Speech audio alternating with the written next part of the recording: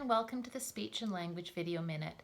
Today I want to talk to you about how we can teach pointing when children have a hard time understanding a point.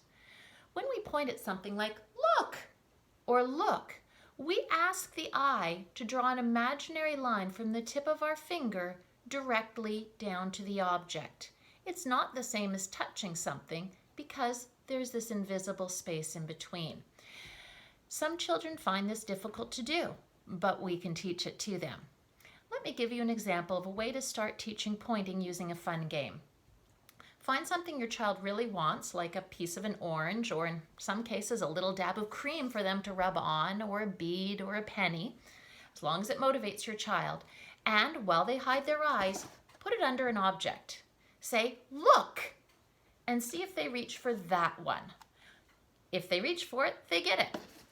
What often happens at the beginning of this game is children might do the double hand grab and look and find it. Over time, though, as you do this more and more, they realize that it's much faster just to go to the one you're touching.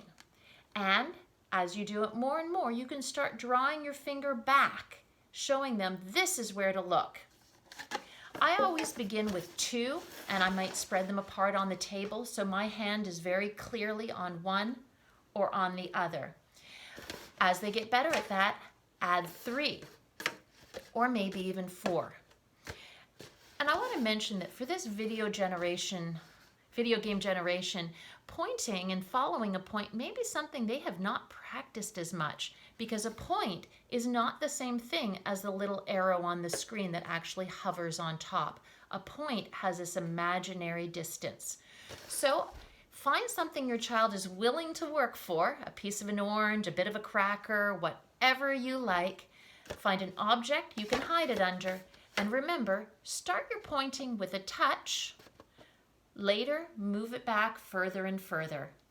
This becomes even a game you can play where you point to objects further away and say, can you see what I'm looking at?